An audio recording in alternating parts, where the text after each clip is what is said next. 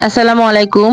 আজ আপনাদের সামনে নিয়ে হাজির হয়েছি জিভে জল আনার মতো মলা মাছের একটি দারুণ রেসিপি। হাতে যদি থাকে মাত্র 10 মিনিট, তাহলে কিন্তু আপনারা এই রেসিপিটা খুব সহজেই তৈরি করে নিতে পারেন। আর এইরকম একটি মলা মাছের রেসিপি দিয়ে গরম ভাত খেতে এতটা মজার যে কি বলবো। যারা মুখে একদমই রুচি নেই, সেহিতে খাইতে পারছেন না, তারা কিন্তু এই রেসিপিটা ট্রাই করে নিতে পারেন।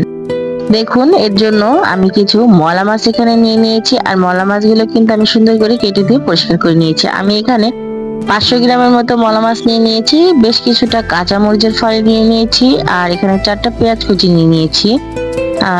মলা মাছে বা ছোট মাছে পেঁয়াজ কুচিটা কিন্তু একটু বেশি করে দিতে হয়। আমি কিন্তু এখানে মাত্র 4টা পেঁয়াজ দিয়েছি, 2টা টমেটো দিয়েছি। কেন পেঁয়াজটা কম দিয়েছি সেটাও কিন্তু আমি পরবর্তীতে আপনাদের বলবো।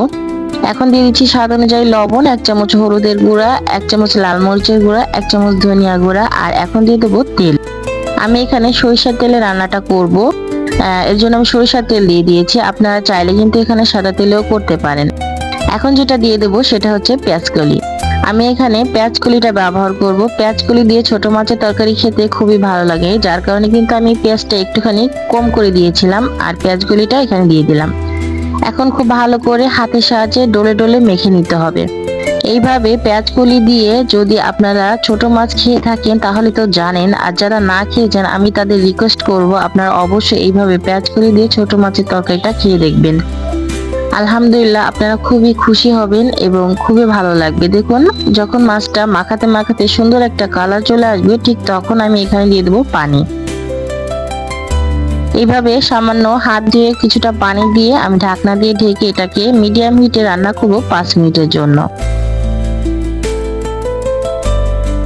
5 মিনিট পরে দেখুন তরকারিটা কিন্তু আমার এখানে বলক চলে এসেছে। আর এই সময় আমি খুবই আলতো হাতে এটাকে একটু উল্টে পাল্টে নেড়ে চেড়ে দিচ্ছি, জাস্ট এইভাবে।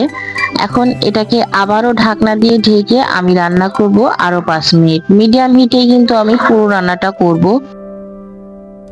এই পর্যায়ে যারা যারা আমার ভিডিওটি দেখছেন অবশ্যই একটি লাইক করে দিবেন। আপনারা অনেকে আছেন লাইক করতে ভুলে যান। আপনাদের একটি লাইকের মাধ্যমে কিন্তু আমার ভিডিওটি অনেকের কাছে পৌঁছাবে এবং অনেকেই কিন্তু রেসিপিটা দেখতে পারবে। 10 মিনিট পরে দেখুন আমার এখানে পানিটা কিন্তু একদম শুকিয়ে গেছে। আর এই পর্যায়ে আমি দিয়ে দেবো এখানে বেশ অনেকটা পরিমাণ ধনিয়া পাতা। ছোট মাছে ধনিয়া পাতা বেশি দিলে খেতে বেশি ভালো লাগে আমার কাছে, জাস্ট এই কারণে কিন্তু আমি একটু ধনিয়া পাতাটা বেশি করে দিয়েছি। আপনারা যদি চান তাহলে আমার মতো কিন্তু এইভাবে একটু বেশি বেশি করে ধনিয়া পাতা দিয়ে খেয়ে দেখতে পারেন। খেতে কিন্তু আলহামদুলিল্লাহ অনেক বেশি ভালো লাগে। ধনিয়া পাতাটা দিয়ে খুব ভালো করে নেড়েচেড়ে মিশিয়ে আমি এটাকে লো হিটে 2 মিনিট চুলার উপরে রেখে দিব, যাতে করে এই যে মলা মাছের তেলটা উপরে চলে আসে আর দেখতে খুবই সুন্দর লাগে। এ পর্যায়ে আপনারা কিন্তু খুব বেশি গ্রেভি রাখতে যাবেন না। ঠিক এইভাবে যখন একটু মাখো মাখো হয়ে যাবে এবং তেলটা পুরোটা উপরে সেপারেট হয়ে যাবে, তখন কিন্তু এটাকে নামিয়ে নিতে হবে। আমি এখানে লবণটা চেক করে নিয়েছি, আমার এখানে সবকিছুই পারফেক্ট আছে। আপনারা কিন্তু সেম প্রসেসে এইভাবে একদিন রান্নাটা করে দেখতে পারেন। খেতে কিন্তু গরম ভাতে অসাধারণ লাগবে। আশা করি আপনাদের কাছে ভালো লেগেছে। ভালো লাগলে লাইক কমেন্ট শেয়ার করে চ্যানেলের সঙ্গেই থাকবেন। আসসালামু আলাইকুম।